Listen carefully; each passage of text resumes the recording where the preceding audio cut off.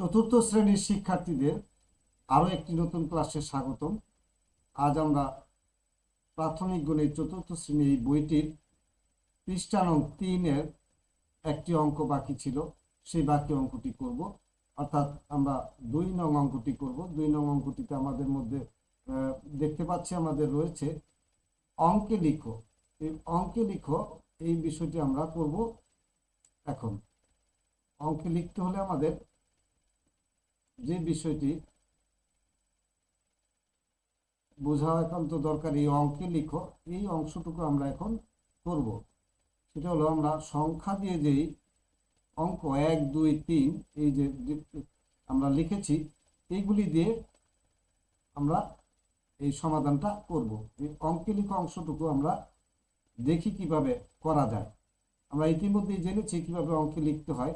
তো পৃষ্ঠা নং 3, এই 3-এর চতুর্থ শ্রেণীর যে বইটা রয়েছে সেটার মধ্যে আমাদের দেখতে পাচ্ছি 2 নং অঙ্কটিতে 57,363 এই কথাটি লেখা আছে। 57,363।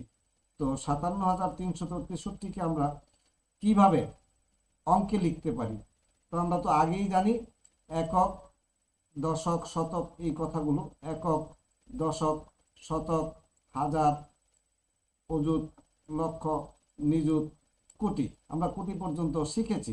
তো এখন 57,000 আমাদের কোন পর্যন্ত যেতে হবে? একক, দশক, শতক, হাজার। যেহেতু এখানে 57,000, তাহলে আমাদের 2টা ঘর বরাবর এই 57টা লিখতে হবে। হাজার এখানে 9,000 পর্যন্ত লেখা যাবে। তো আমাদের কি আছে? 57,363। প্রথমে আমরা 363 লিখি, 2 ঘর লিখি 63, 6, 3, তাহলে 63টা আমরা লিখলাম। এরপরে শতকের ঘরে কত লিখবো আমরা? 300। তাহলে এখানে লিখবো আমরা 3, তাহলে 3 লিখলে হলো 363।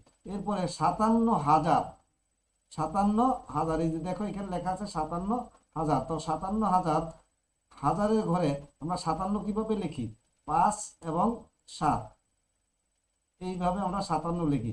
5 এবং 7 যদি আমাদের 57 হয়, তাহলে 7 হবে কোন ঘরে? 7 হবে হাজারের ঘরে। 7 হবে হাজারের ঘরে এবং এই 5 হবে অযুতের ঘরে। এই হলো 57,363 লেখাটি আমরা লিখতে পারলাম অঙ্কে। 57,363 তোমরা অবশ্যই দেখতে পাচ্ছ। এরপরে 30,605, 30,605 ঠিক একইভাবে আমাদের লিখতে হবে। একক, দশক, শতক, হাজার। আমাদের 30,000, তাহলে আরো একটা ঘর নিতে হবে। 30,605, 5 আমরা এককের ঘরে 5 লিখে ফেলবো। 5 বলা আছে, 5 লিখলাম। 605, এবার শতকের ঘরে আমরা লিখবো 6। একক, দশক, শতক, এখানে লিখবো কি? 6 লিখবো। 6 লিখলে এই মাঝখানে যে ঘরটা থাকবে দশকের ঘরে কিছু নাই, এই জন্য এটা শূন্য। কত হাজার? 30,000। 30,000 আমরা 30 কিভাবে লিখি? 3, 0। তাহলে আমরা হাজারের ঘরে 9 পর্যন্ত লিখতে পারবো। বারবার বলতেছি এই কারণে বোঝার জন্য, হাজারের ঘরে 9, 10 হলেই আরো একটা ঘর অযুতের ঘর পর্যন্ত যেতে হবে। তাহলে এইখানে লিখবো আমরা হাজারের ঘরে 0, অযুতের ঘরে 3, এই হলো 30,000। এই 30,605 তোমরা অবশ্যই এখানে দেখতে পাচ্ছ লেখা রয়েছে 30,605। একইভাবে আমরা 86,002 লিখবো। কত লিখবো? 2। তাহলে এককের ঘরে 2 আছে, দেখো শত নাই এখানে, দশক, শতক এই 2টা ঘর শূন্য হবে। হাজারের ঘরে 86 আমরা কিভাবে লিখি? এই দেখো এইভাবে লিখি, 8 আর 6। তো হাজারের ঘরে আমাদের 6 হবে। এই যে লিখেছি আমরা 6, তারপরে 8 আর 10, 6, 86। এই হলো 86,002। এখন আমাদের পরবর্তী 4 নং অঙ্কে কি আছে দেখো, 4টি 10,000, 10,000 4টা একসাথে করলে 4 10 কত? নামতাটা পড়ো, 4 10 40। তাহলে 40,000, 40,000। 40,000 কিভাবে লিখতে হবে? 40,000 লিখতে হইলে আমাদের হাজারের ঘরে আরো এক ঘর যেতে হবে এবং 9টি 1,000, 9টি 1,000-এ 9,000ই হবে। কি হবে? 9 একে 9, 9,000। আর 4টি 10,000 হলে 4 10 40।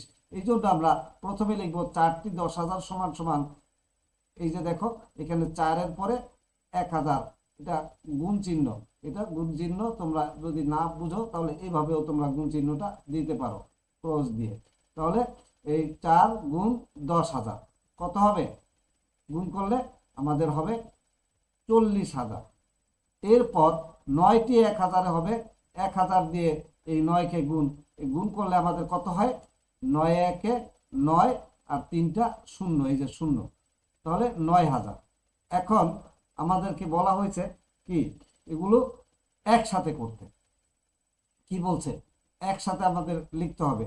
এখন এই 40,000 এবং 9,000 আমরা যদি যোগ করি তাহলে হয়ে যাবে 49,000। কত হাজার? 49,000। তোমরা যোগ করে নিচে নিচে দেখবে, এটা সুন্দর করে বসিয়ে 49,000 হবে। এবার আমরা 5 নং অঙ্কটি দেখি। 5 নংয়ে আছে 6টি 10,000, 6টি 10,000, তাহলে 6টি 10,000, 6 10 60, 6 10 কত? এই 10 আর 10, তারপরে দেখো এখানে হাজারের জন্য আরো 3টা 0, কয়টা? 10,000, 6টা, তাহলে হইল কত? 6 10 60, তারপরে 1000, এই যে 60,000 লিখবো আমরা। তারপরে কি আছে? 60টি 1,000, 60টি 1,000-এর সাথে 7,000, তাহলে এই যে 1,000 দিয়ে আমরা এটা গুণ করছি, যেই কথাটা বলা হবে ওইটা দিয়েই গুণ করতে হবে। 10,000 বললে 10,000 দিয়ে গুণ, 1,000 বললে 1,000 দিয়ে গুণ। তাহলে আমরা 7 1 7 আর এই 1000, তাহলে কত? 7,000। আর 5টি আছে 10, 5টি আছে কি 10, 5টি 10-এ কত? 5 10 50, এই যে লেখা হয়েছে 50। এখন এই সংখ্যাগুলি আমাদের যোগ করে উত্তরটা লিখতে হবে। তোমরা অবশ্যই খেয়াল করো, এই সংখ্যাগুলো আমাদের যোগ করতে হবে। এখানে দেখো আমি এই নিচে দেখিয়ে দিয়েছি, এইটা যোগ করে, এটা যোগ করলে কত হয় আমাদের ফলাফল? এই 3টা 0, এই যে 0, তোমরা অবশ্যই দেখতে পাচ্ছ 0, এই বরাবর আছে 5, এই যে দেখো 5, তারপরে আছে এই 2টা 0 বরাবর, তাহলে এই যে 0 লিখলাম। এরপরে এই 0 এবং 7 যোগ করলে হয় 7, এই যে 7 লেখা হয়েছে। পরবর্তী করে আছে 6, এই যে 6 লেখা হয়েছে। অতএব গঠিত সংখ্যাটা হবে কত?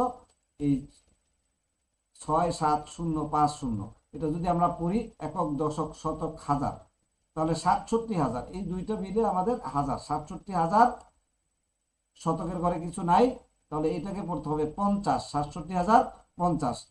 চতুর্থ শ্রেণীর শিক্ষার্থীরা, আশা করি আমাদের এই 3 নং পৃষ্ঠার সবগুলি অঙ্কই শেষ হয়ে গেল। আমরা পরবর্তী ক্লাসে 4 নং পৃষ্ঠা থেকে অঙ্ক করা শুরু করব। ততক্ষণ সবাই ভালো থেকো, সুস্থ থেকো। আল্লাহ হাফেজ।